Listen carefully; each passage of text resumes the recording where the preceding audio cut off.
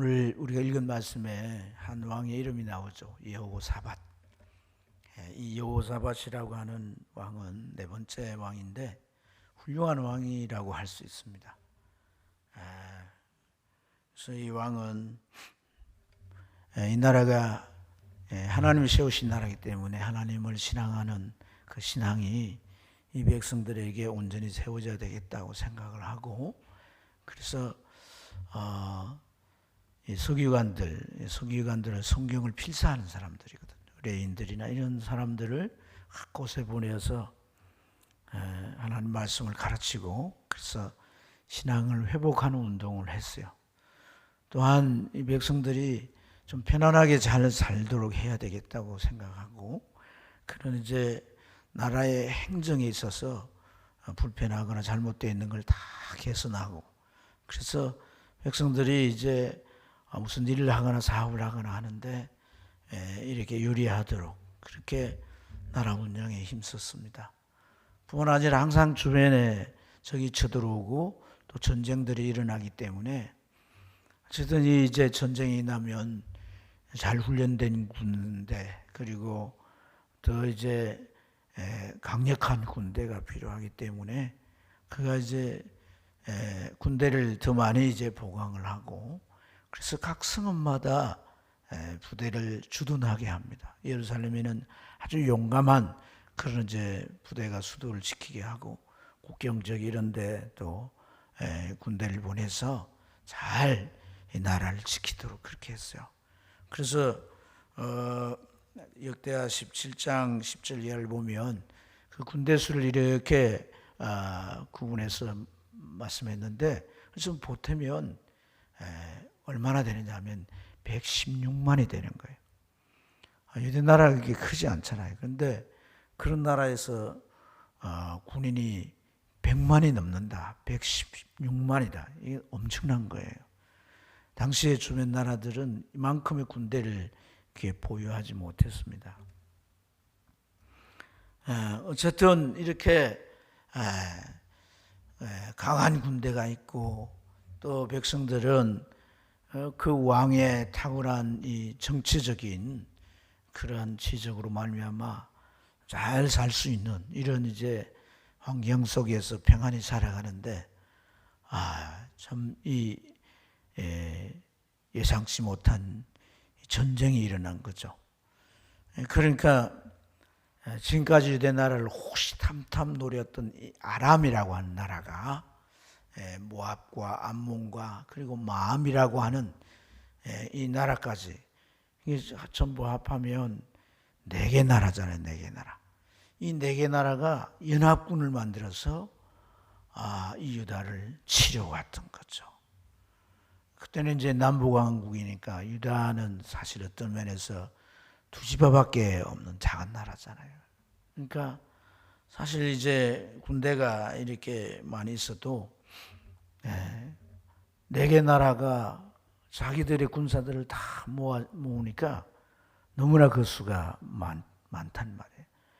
100만이 넘는 군대가 있어도 그보다도 더 많은 적군들이 쳐들어온 거죠. 그래서 성경에 그 적의 무리를 큰 무리라 이렇게 계속해서 오늘 우리가 읽어본 내용들에는 큰 무리들이 이렇게 반복하는 말씀을 우리가 볼 수가 있습니다.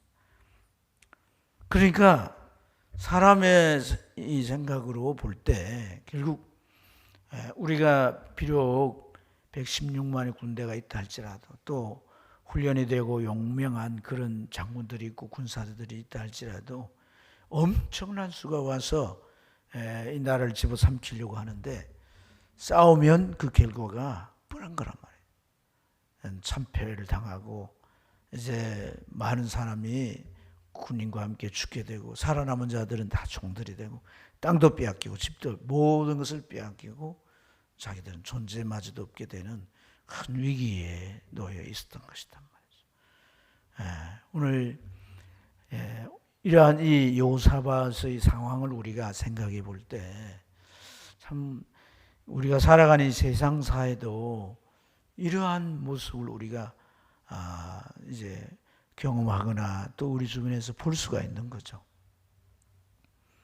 내가 뭔가를 준비하고 힘을 갖추고 했지만은 그걸 가지고 나갔는데 더 큰 힘을 가지고 더 큰 좋은 조건을 가지고 이제 나를 물리치고 원하는 그러한 결과를 차지해 버리는 이런 것을 우리가 많이 보게 됩니다. 그래서 흔히 뛰는 놈 위에 나는 놈이 있다 그런 말처럼, 그래서 지금까지 뭔가 잘해보려고 준비했던 것이 무용지물이 되고, 그리고 어떤 이제 그 효력도 발휘할 수 없는 그런 이제 결과가 될 수 있단 말이에요. 오늘 우리가 참 삶을 살아갈 때 세상이 호락호락하지 않다라고 생각하고 나름대로 준비하고 나름대로 갖추고 이렇게 해서 부딪혀 보았지만, 그게 사람이든 일이든 내가 예상했던 것보다도 더 이제 크고 강한 상대여서 우리가 그 앞에 결국 질 수밖에 없고 모든 걸 잃을 수밖에 없는 상황에 놓일 수 있는 거예요. 그때 오늘 우리가 어떤 대안이 있어야 되는 거예요. 어떤 해결책이.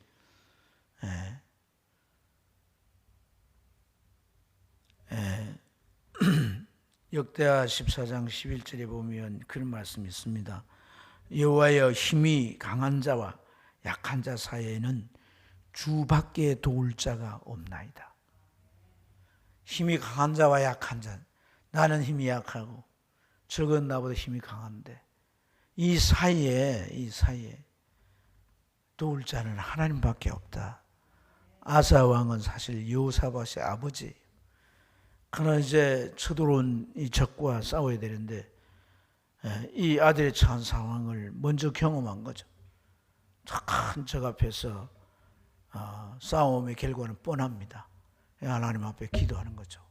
하나님, 힘이 강한 자와 힘이 약한 자 사이에 도울 자는 하나님밖에 없습니다.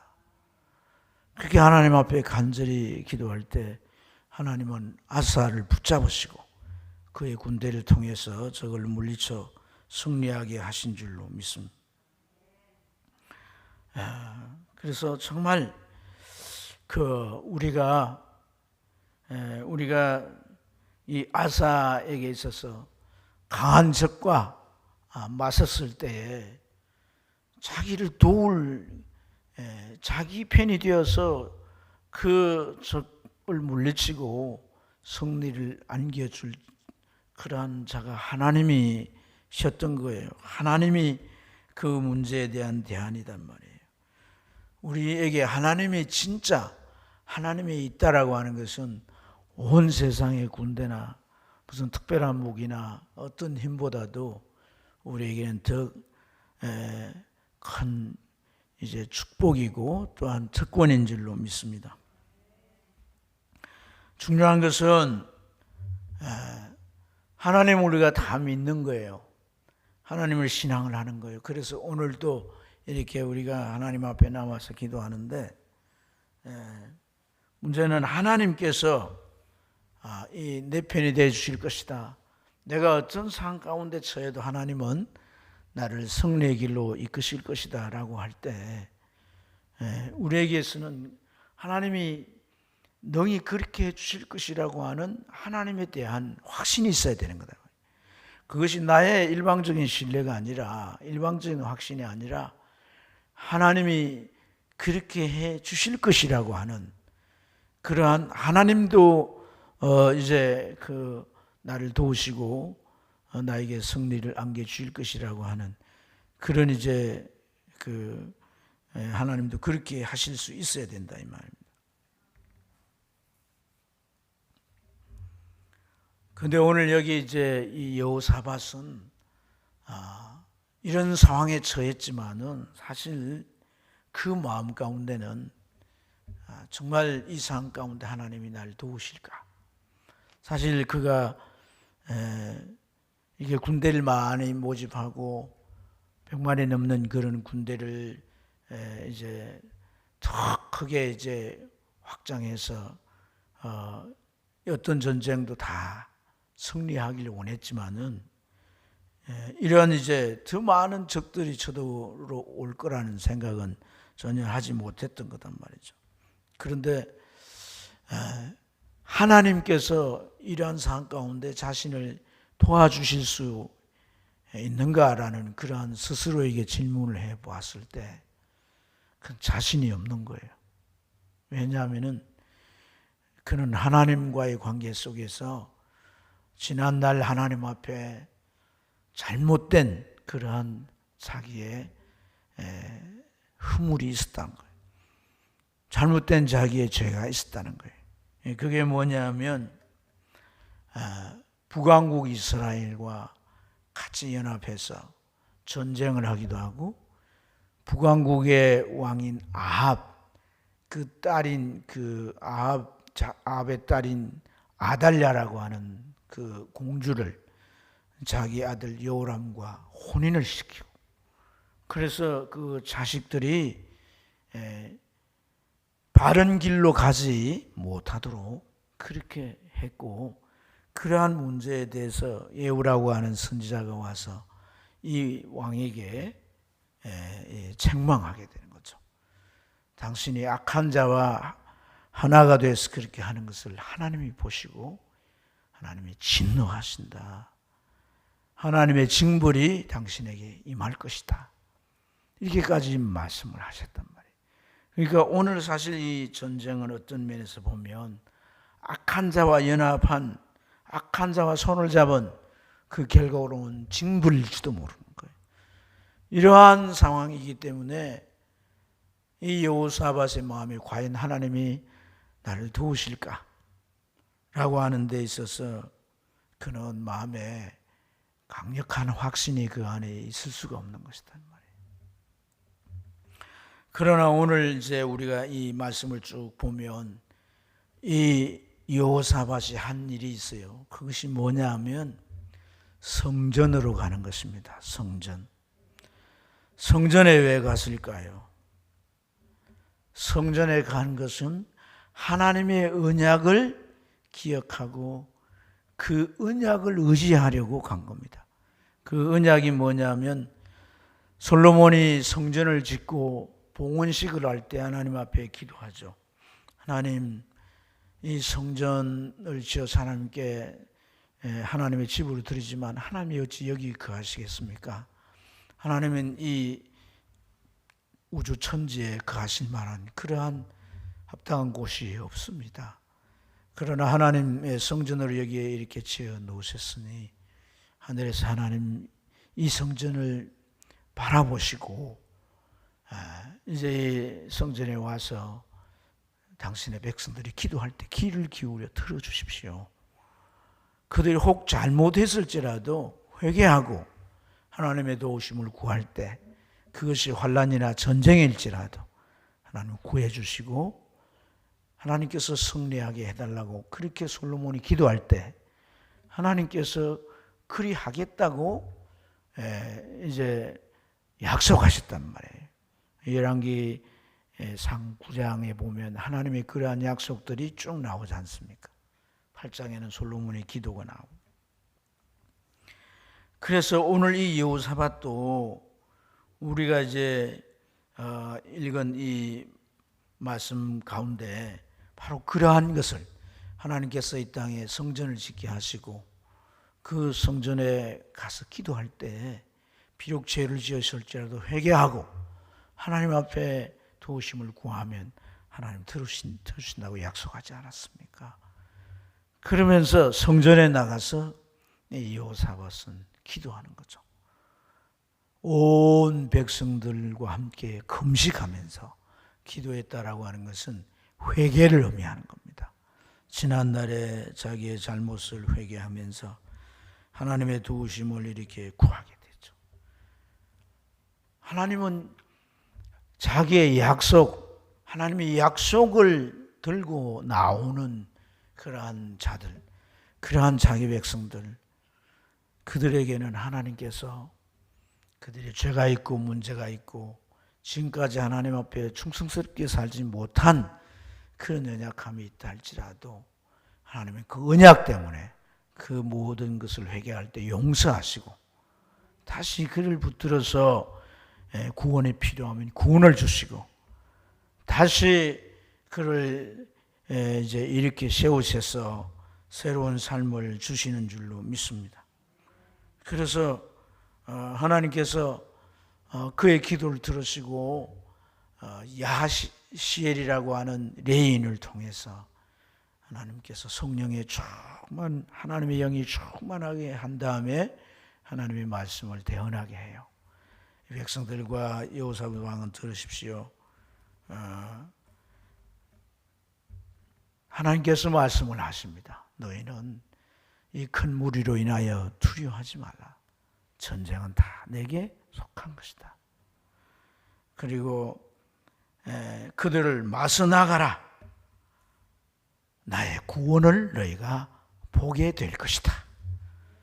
이 야시를 통해서 하나님께서 이런 말씀을 하게 될 때 이 여호사밧은 하나님께서 이렇게 성전에 나가 기도했더니 나의 허물과 죄를 하나님께서 따지지 아니하시고 회개하는 나의 모든 죄를 용서하셔서 이처럼 나를 받아주시는구나. 그런 감격이 마음에 벅차오르니까 그 자리에서 엎드리는 거예요. 그 온 백성들도 같이 그 하나님의 떨어지는 말씀 앞에 엎드리게 되는 거예요. 그러면서 그가 기도하잖아요. 오직 하나님만 바라봅니다. 오직 하나님만 바라봅니다.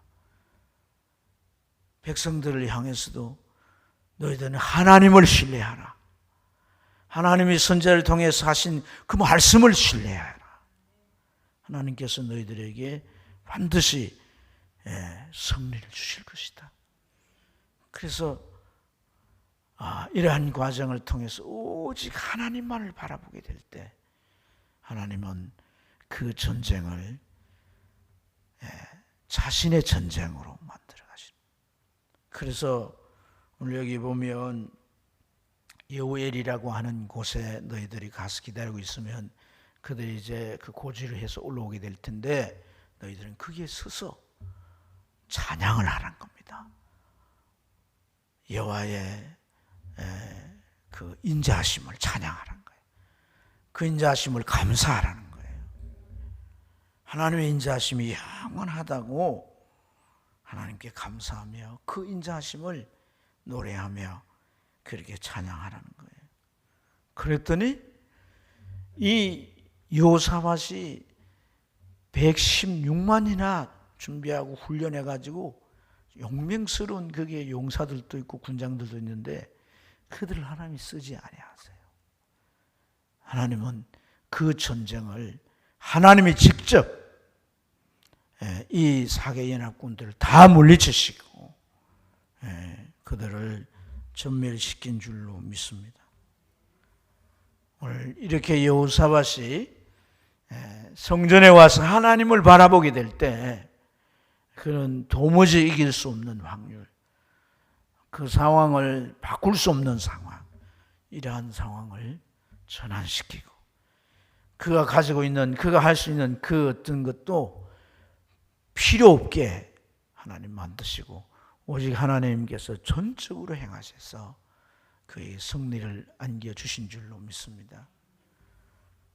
오늘 이 한 말씀을 통해서 우리 인생을 살아오면서 우리는 약한 자와 강한 자의 입장이 되기도 한다. 우리가 때로는 강한 자 입장이 있을 수도 있겠지만 어찌 보면 우리는 약한 자의 입장에 있을 때가 많다는 거예요.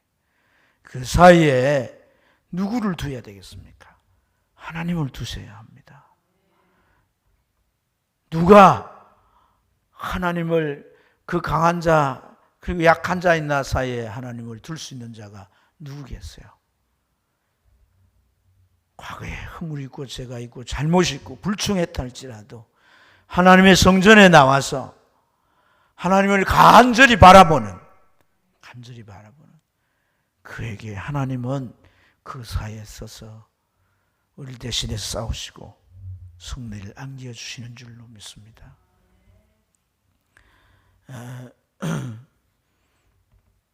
조대형이라고 하는 분이 있는데, 이 조대형이라고 하는 분은 의사예요. 해군 군의관으로 가서 복무를 하고 작은 병원을 하나 개원을 했어요. 이 젊은 의사가 밤낮을 가리지 않고 막 열심히 이제 일했습니다. 그래서 돈도 벌고 이랬는데 열심히 하다 보니까 사람들이 또 잘 낫기도 하고 이러니까 손님들도 환자들도 많고 이래가지고 그 병원이 잘 굴러갔어요.